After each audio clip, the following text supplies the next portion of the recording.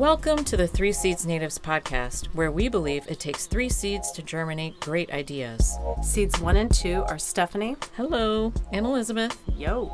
And seed 3 is a guest or even a plant with a story. Let's dive into the curious and fascinating world of native plants. Welcome to another episode of 3 Seeds Natives. We are here with Mead Taylor of the Chicago Mushroom Club. Hi. Hello. And we are meeting at Graceland Cemetery. And why are we meeting at Graceland Cemetery? Chicago Mushroom Club started a project here, I think 2 years ago, where we're just basically doing a fungal diversity survey. Hopefully it'll be a multi-decade long project. We're modeling it off of the New York Mycological Society's project at Greenwood Cemetery in New York. But cemeteries in urban areas are a really great way to study fungal diversity and mycorrhizal relationships in a relatively untouched area. And the trees are pretty protected, so we don't have a lot of concern about various landscaping projects breaking down those relationships that we're looking to study. So it's nice, and also the cemetery is very excited for us to be able to give them a kind of mushroom map of what's going on in here. Because if you come to Graceland, at the entryway they do have tree maps and tree guides that you can just go around and learn about the various tree species that they have here. And they've been here a long time, so a lot of time for those relationships to build the symbiotic mycorrhizal relationships. And I guess I wonder why this cemetery over other cemeteries in the city? Well, they were very receptive to us working with them. It's fairly old, it's in conversation with the directors here. They are very nature focused, and they really appreciate engagement from the community. So you're welcome to walk your dogs here. You're welcome to come and visit, have a picnic. We had my husband's 30th birthday party right there. But yeah, they've just been really great and receptive to us doing whatever we need to do. And yeah, it's just really fun because we're allowed to harvest here, which you're not allowed to harvest or collect specimens in any Chicago or Cook County preserves or parks.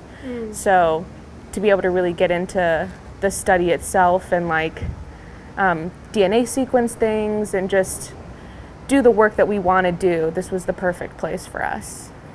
So could you tell us how did you come to start the Chicago Mushroom Club? Yeah, my husband and I started the club at the Northern Michigan University in Marquette, Michigan, in the Upper Peninsula. And funnily enough, we've found a far greater variety of species here in Chicago than we ever found in the UP, which, you hear about mushrooms and you think a large swath of woods like the UP would be perfect for that. But a lot of the UP was logged and replanted and logged again. And so there's a lot of lack of diversity and lack of old growth. So Chicago's perfect. The city motto is Herbs and Horto, a city and a garden. So I grew up on a farm, and so I grew up trying to feed myself off the land, learning about what plants and mushrooms were around us. I grew up on a horse farm, so there was a lot of psilocybin mushrooms, and that piqued my interest as well. But moving to the Upper Peninsula, my husband and I would go foraging for chanterelles and chicken of the woods, Laetoporus sulphureus, all those kinds of really edible gourmet species. But in the pandemic, we had a lot more time on our hands. So 2020, we really started digging into other species and just what they were actually doing instead of just could we eat them. And so we were able to start the club at the college, and over time we kind of outgrew the college, and we decided we wanted to move somewhere where there was a little bit more diversity, fungal and human. And so we just moved the club with us. Yeah, and what does the club do? We go on bi-monthly forays, so twice a month we'll go out and we just go on walks and we talk about what we find, how we identify them, what roles the fungus we find might be playing ecologically. And we've done talks, we do all kinds of various science-focused events in the city. So we just were at the Museum of Science and Industry kickoff day teaching kids about fungi and anything we can do, really. They're all free. All of our outings are free, and that was kind of what we really wanted to focus on with the club, was just making sure that we could make education and scientific education in particular accessible and exciting for regular people, because I think a lot of times it might just seem like that's, something you pay somebody to go into the woods in Wisconsin to do, but you can learn about mushrooms right here, just walking down your block. We walk past hundreds of species every day just on our commutes, so it's really a good way to get people engaged. So I do want to bring up something that is kind of funny. There's definitely a fear of mushrooms a little bit, and we're in a cemetery, which maybe that even makes it even more creepy, or it seems like every time I look up a mushroom species, like on my identification app, there's this big alert that's, obviously they're like, don't ingest this mushroom if you don't know what it is, or just generally don't ingest mushrooms. Like, can you talk a little bit about what's going on in terms of mushrooms kind of weirdly both kind of getting a scary rap, but then also there's this other part of mushrooms where there's like mushroom lattes and tinctures and, people are injecting mushrooms and I don't know. I want to be buried in a mushroom suit. Yeah, those are so cool. Okay, well, let's get to that in a second. The mycophobia is definitely a real thing. It seems to be very American. You said mycophobia. Mycophobia, fear of mushrooms. Not fear of people named Mike. No, but they can be scary too, for sure. But yeah, no, mycophobia, especially in the U.S., I like to blame capitalism, because honestly, like you were saying now, with things being on the rise, certain mushrooms and like mushroom lattes, all that kind of stuff, it's what can they capitalize on versus what they can't. So like a lot of fungi that we find are delicious but really challenging to grow, like morels. For forever nobody was able to grow them, and they've just recently started being able to grow specific subspecies of them, but there's just all sorts of things that were maybe not as marketable, whereas like in a lot of Eastern European cultures and Asian cultures, we've seen a reverence for fungi and a reverence for fungi beyond just edibility for, hundreds of years. I think a lot of U.S. knowledge about fungi just really comes from projects that affect agriculture being studied. So, fungal plight, like things that take over. Rust fungi are the most studied fungi in the U.S. just because they ruin crops and people, can't sell their product then. But I think people are starting to get more interested now for a plethora of different reasons. A lot of people are starting to get more interested just because of like the studies coming out about psilocybin and mental health. Can you tell us about psilocybin? Psilocybin mushrooms are the particular psychoactive mushrooms, or mushrooms that contain psilocybin, are psilocybe mushrooms. So we have species in Chicago, a few species that contain psilocybin that once you learn them, you know them. But so are you talking about funky mushrooms? Yes, psychedelic mushrooms. Yeah, psychedelic. Related to your growing up on a horse farm, because I think for some reason horse poop can help grow those? Yeah. So they can be coprophilic or dung-loving fungi, and so there's a particular species, liberty caps, that grow in association with equine dung, so horse and cow poop.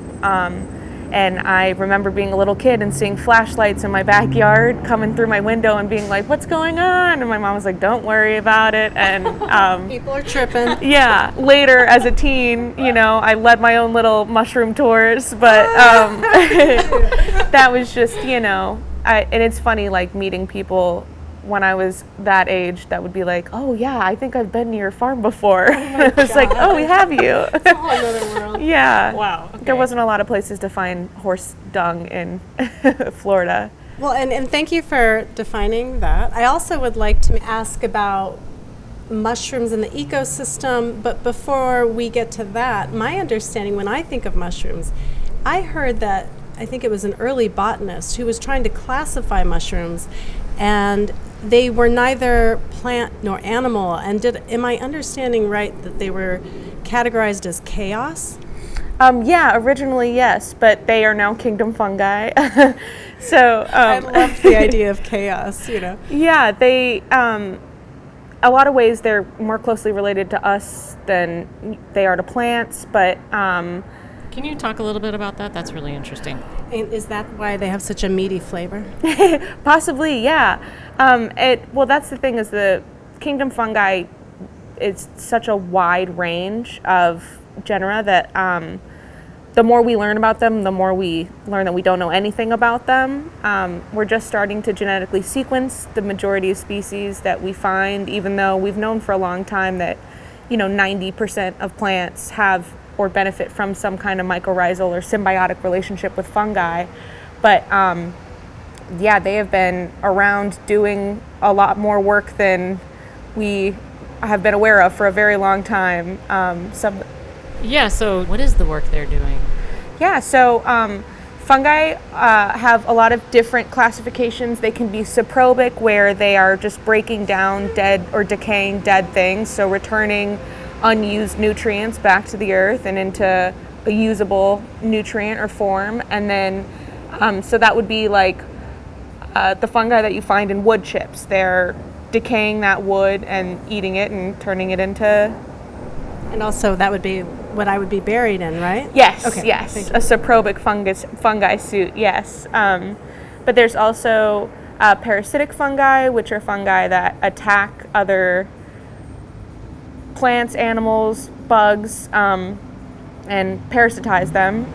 There are mycorrhizal fungi, which are the fungi that you hear about in that large wood network where they're basically helping pass nutrients from plant to plant. They're really great for soil health, they're great for tree health, they're great for just keeping the balance. So mycorrhizal relationships are kind of those symbiotic relationships between fungi and plants. There's entomopathogens, which just, attack only insects. There's all kinds of fungi that have all kinds of roles and classifications for those roles. Are all mushrooms fungi, but not all fungi are mushrooms?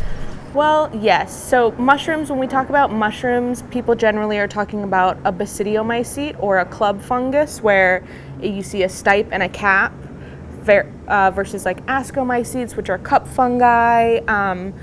And, shelf fungi, people don't really necessarily consider mushrooms, but like your polypores that come right off the tree, they don't necessarily have like a stem and a cap.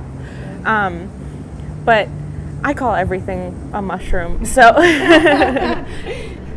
we consider ourselves an anti-capitalist club, primarily like an anti-capitalist collective, really. So everything is free. You can always send us a message if you see something in your yard and you want to know what it is. Email us a photo and we'll send you an ID.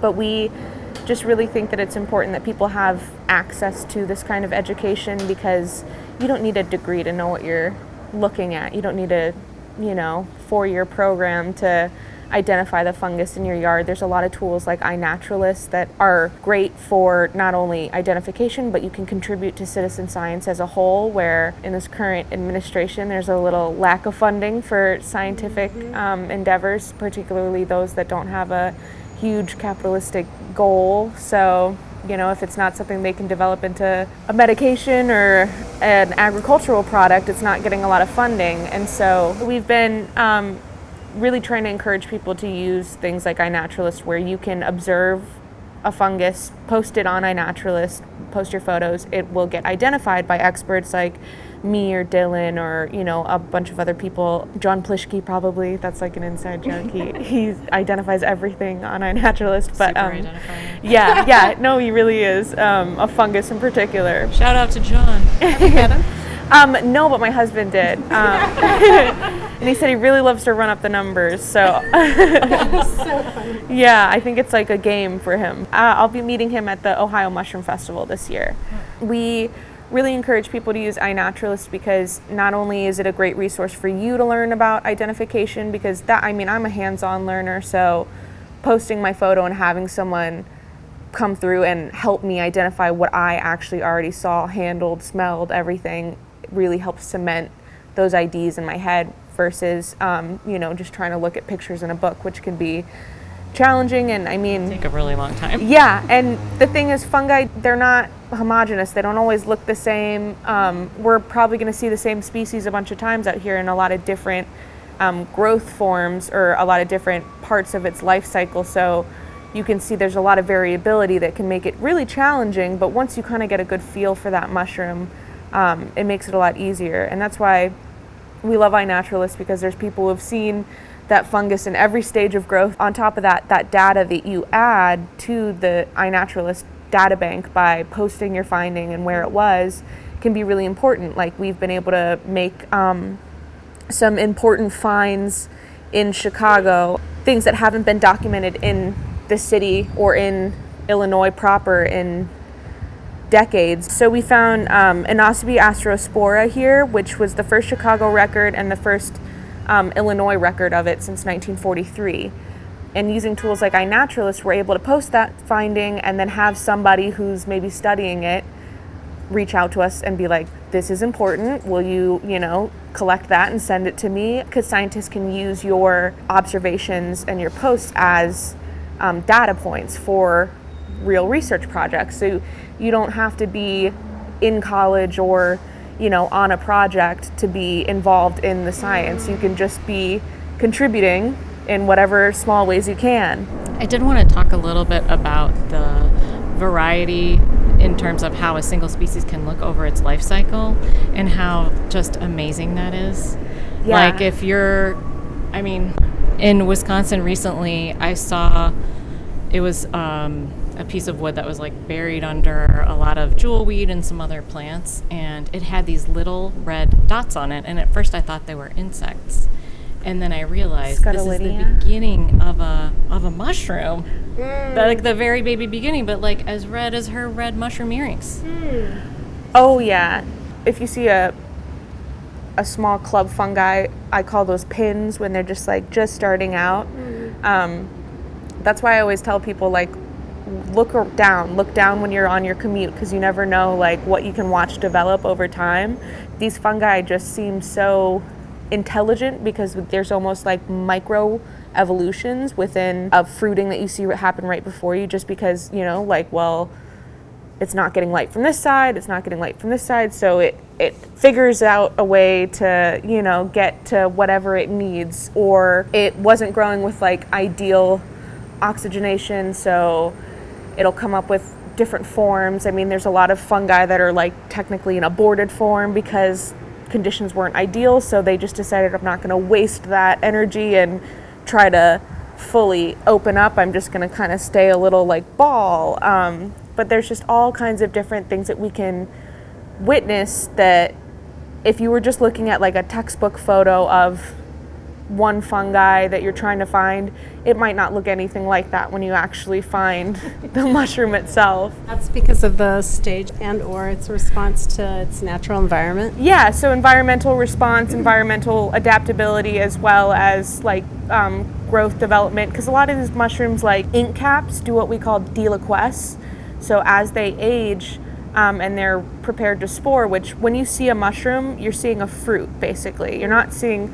The fungus itself is that intense network of mycelium underground or within whatever the substrate, whether it be an old log or dirt or grass, but what you're seeing is just a fruit that is a reproductive organ, essentially. So it has one goal, and that's to spore, send its seeds out. Different fungi have developed different ways of doing that. Ink cap mushrooms that deliquesce or basically turn into ink, so they melt. They look like just any old little brown mushroom, we call them, when, a lot of people have a hard time IDing various little brown mushrooms, but if that little brown mushroom starts turning into an inky black goo, it's going to look a lot different than it did a couple days earlier. Definitely makes me think of the Wicked Witch of the West every time I see that.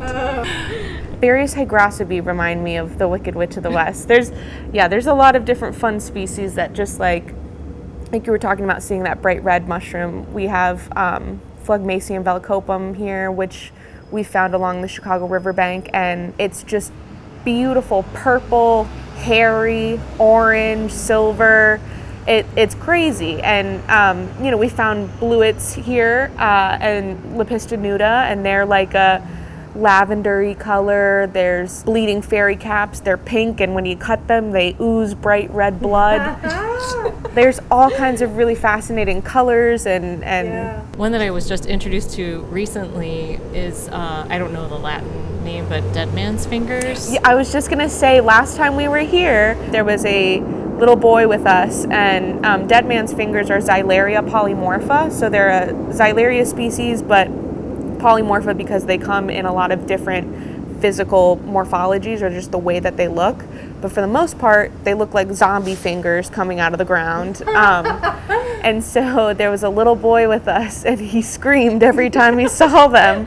It was just funny because I wasn't sure if he was creeped out by how they looked or the name, but either way, every time he saw them, he screamed. So we knew when he was finding them, and he found a lot. But Did you study this in school? no, so the school that we went to had one mycology class. Towards the end, the professor there would end up asking us some questions sometimes, but it's mainly been self-taught, and that's why we advocate for people to just get out there and just make observations, because that's how we learned everything we learned. I think anybody can learn about mycology. You don't have to be a student or an academic person even, really, per se. There's a lot of times where Latin is very challenging for me. It does not seem challenging for you, and I think that's why I asked. You seem like fluent in Latin, actually. Rolling off of you like water. It's not a dead language for her. No. For like the first several years that we were studying, I would come up with my own common names for things, and sometimes I still use those interchangeably, and so that's why we always talk about Latin binomials being important, because there's people like me out there calling Ductifera puluana like ghost jelly, but there's a lot of different regional names and things that people like. Maybe in Appalachia they call it chicken of the woods, but here they call it something different. So knowing that binomial, that Latin, is really helpful just to make sure you're not eating something you shouldn't eat. What continues to fuel your passion for mushrooms? I think it's just every day is exciting because we find something. It's always unexpected. Even when the season's really dry, we'll start looking at little twigs and find something we've never found before. We recently found a species of cordyceps called Tolipocladium inflatum that we got genetically sequenced, and they still don't know what it is exactly. Wow. But that's amazing. Yeah, and that one find that we made could have possible, I talk about anti-capitalism, and then it's really exciting that we found something that might be used for medicine, but hopefully, if it ever was, we have a sample of it so we can do our own free version of that if it ever got patented. But So can you tell us about that find? What happened? So basically it's an entomopathogen that we found. Generally they grow on beetle grubs, but we found it on a wasp. So that in particular shows that this fungi is adapted to be able to take over a different host. And through that... Was that wasp alive? Yeah, how did you find that it was wasp? dead. Okay, yeah, so that would be really hard. What we really found was just like a little white nub sticking out of a soft piece of wood. And so... we excavated very carefully and found that it was coming off of a corpse of a wasp. But oh, wow. Yeah, and just being able to switch hosts the way that it did could possibly be an indicator of some kind of compound in it that could be good for, say, anti-rejection drugs for transplant patients, where this fungus has developed this compound to be able to suppress any kind of immune system or suppress any kind of defense system that any kind of bug might have against it, and for it to be able to, because a lot of times these entomopathogens only are able to grow or only able to infect that one specific species. So for it to be able to switch species is a pretty cool, good indicator of some kind of strong compound that it developed to be able to suppress even a different kind of immune system than it evolutionarily would have developed alongside of. Dylan went out with our friend Shane Alden. He leads foraging for plant foraging walks, and he's a great resource for plants.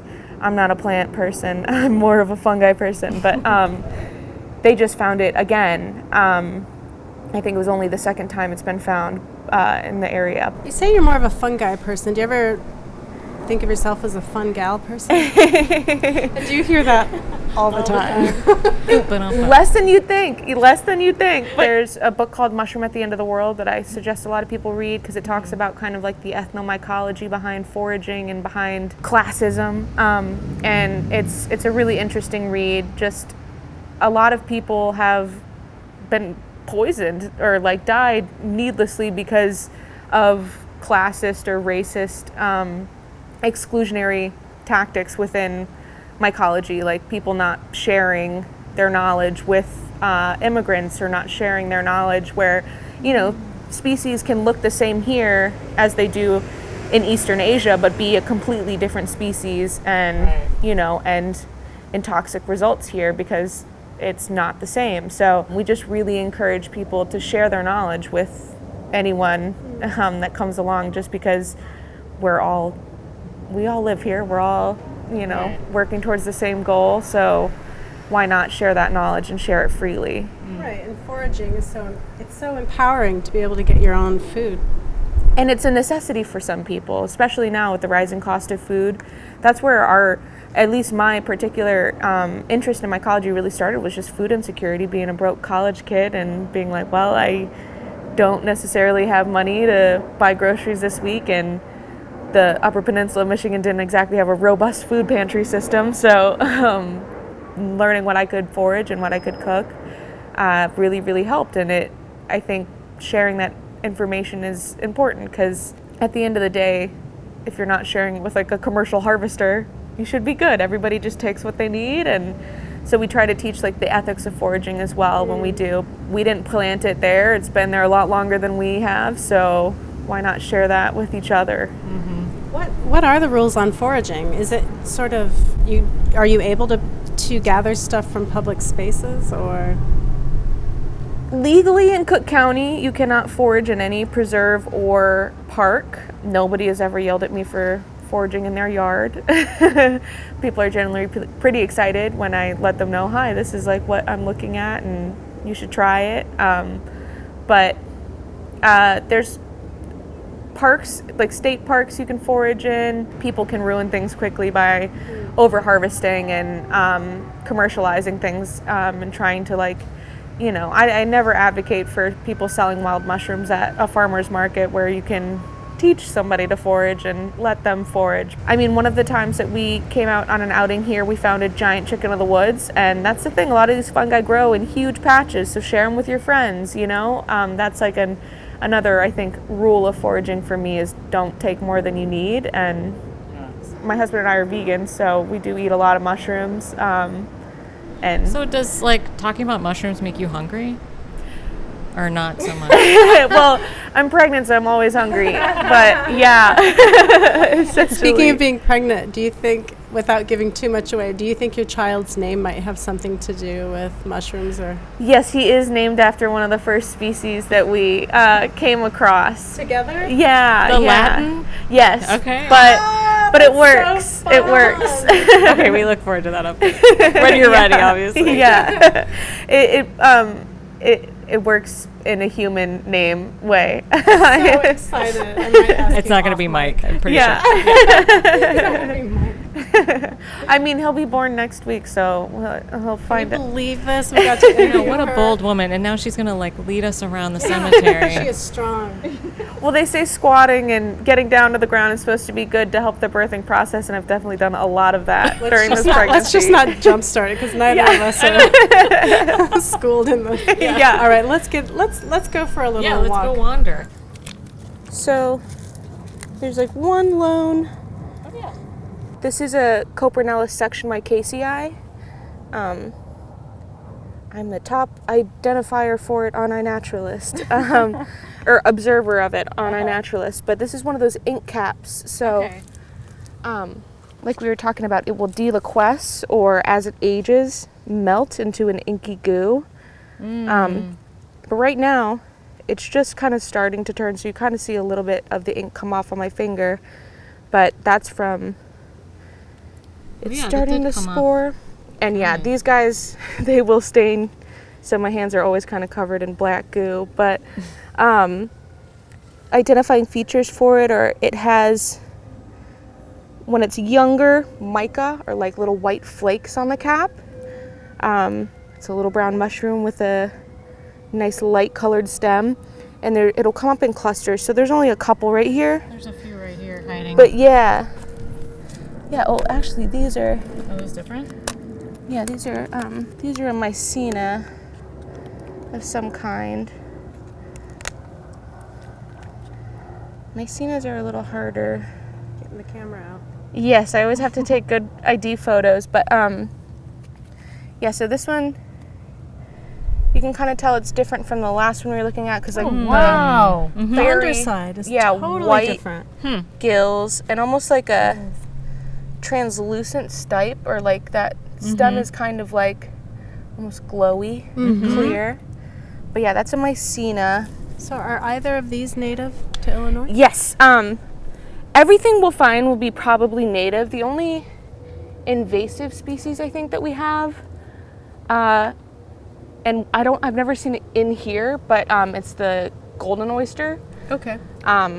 They are an Asiatic species that kind of came over for agriculture purposes. People were growing them. People were like buying those grow your own kits and then just like dumping them in the woods. And the thing is, like, them being an Asiatic species, oysters in general, oyster mushrooms, are voracious growers and voracious eaters. So they will colonize very quickly and start growing very quickly. And this particular species, being adapted for Asian environments, was able to kind of take over. And so I think it was first spotted in the southeast like 10 years ago, and now it's all the way up to the northwest. Whoa, that is super fast. Yeah. So is there a push to eradicate, or?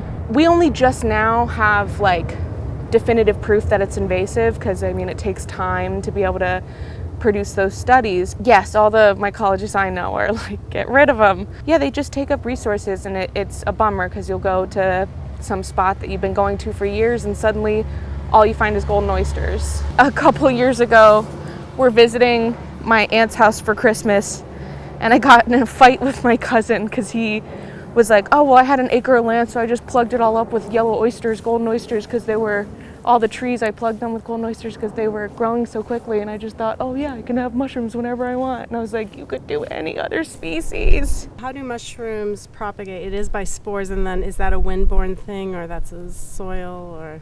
It depends on the species, but a lot of species like club fungi, which we were talking about, where the mushrooms with stipes and caps, they use gravity and wind to kind of carry the spores elsewhere to colonize. But some fungi, like puffballs, you know, the ones that you would kick when you were a kid, they try to rely on people or animals or raindrops interacting with the fungus, like the fruiting body itself, to send up those spores. Ascomycetes do a lot of wind work. But something that we noticed that's just really cool with a lot of these fungi is called gravitropism, where essentially if like there's a bunch of fungi growing along the underside of this tree, it's always going to try to orient its sporing surface down so that gravity does the work of sending those spores out.